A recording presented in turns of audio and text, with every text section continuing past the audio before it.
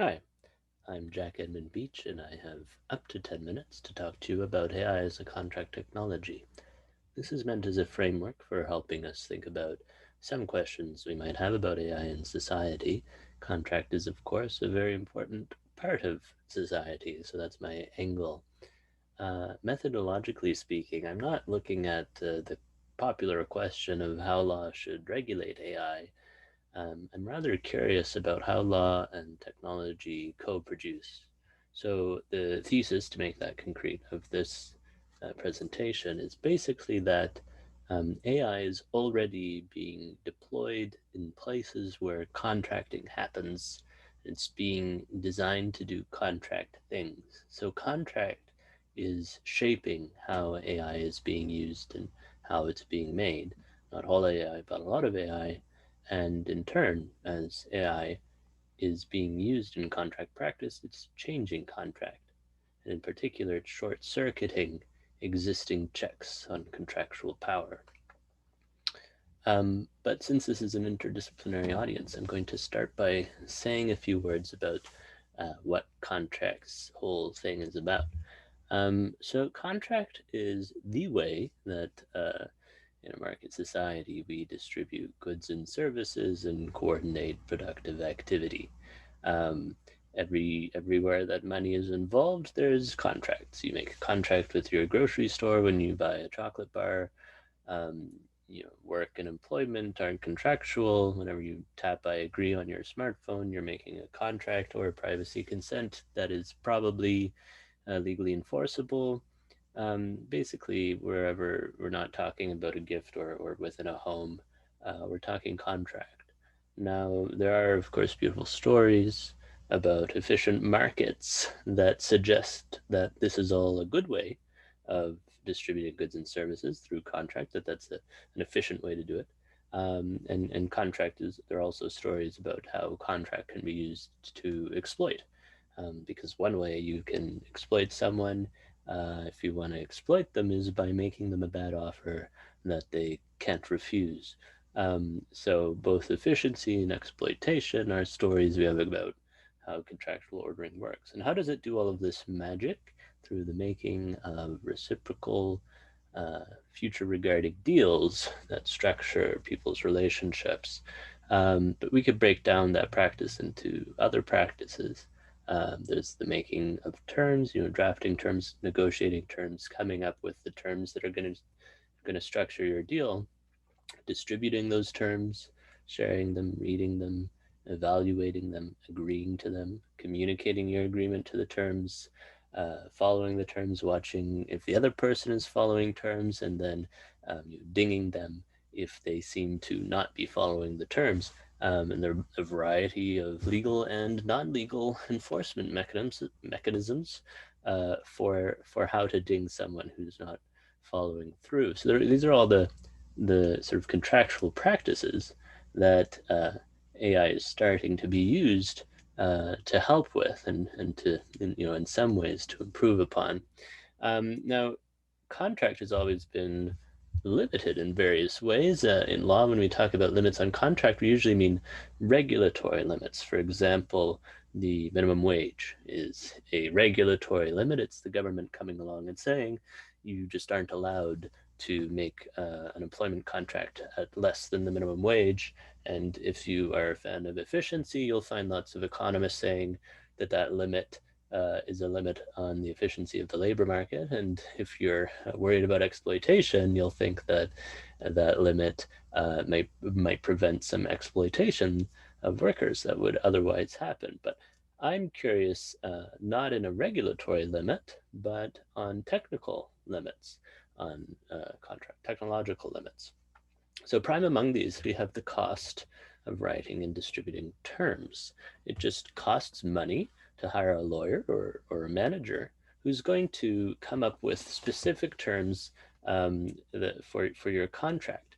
And distributing terms is now pretty cheap. Of course, you don't even really have to distribute them at all. You just have a little box in the corner of your website that says terms and conditions, and bam, everyone you deal with.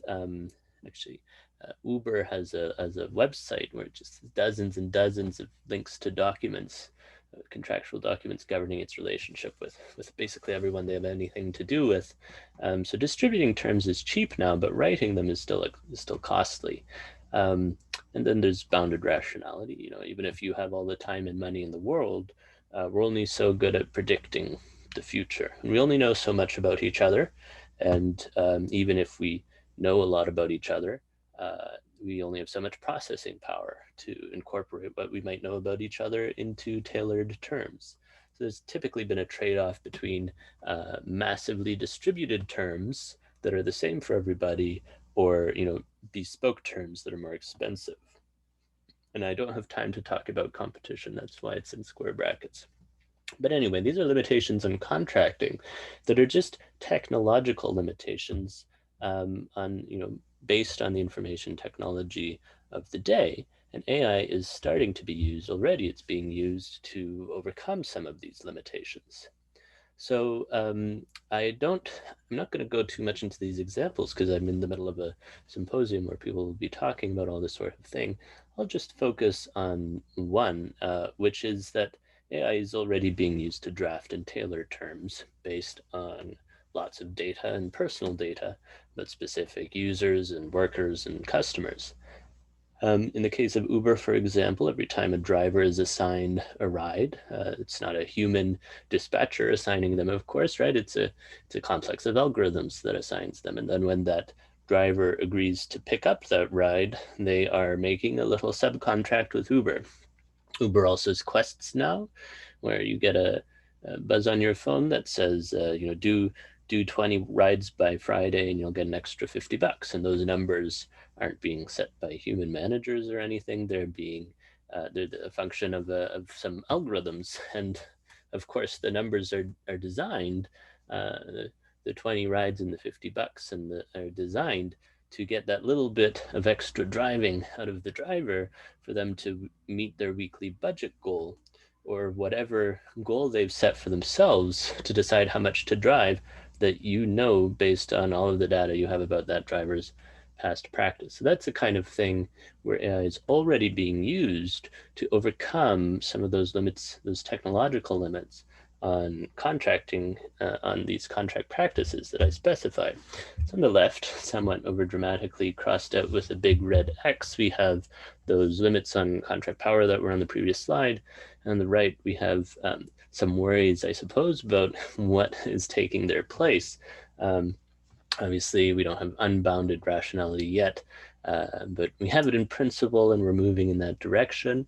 The ability to process huge swaths of information about every one of your customers or workers, and then you can incorporate that information into terms at a very small marginal cost. There might be a big cost in developing the algorithm up front, but once it's in place, you have instant tailoring to everyone who visits your website or whatever. And we also have AI alignment problems, not just the AI alignment problem that a business might face, and how to align its drafting AI to its own purposes, maximizing profits or whatever. But how do we think about the alignment of that AI with the public good or the values of the other parties to the contracts? So it poses a set of sort of political economy questions, which I think have a depressing prognosis, because, as I've suggested, a lot of the actual deployment of AI that we have so far is in businesses, in sites of existing profitable contractual activity, and that's obviously just because there's money to perform these contractual practices. There's money to hire developers to do them better, and that's why contract is this mold into which AI is being fit. And if people concerned about workers and users are going to want to employ AI tools to try to counter as a new check on contract power, they'll probably need some kind of collective action. Anyway, that is the end of my presentation. I hope I said at least one interesting thing, and I hope you enjoy the rest of the symposium.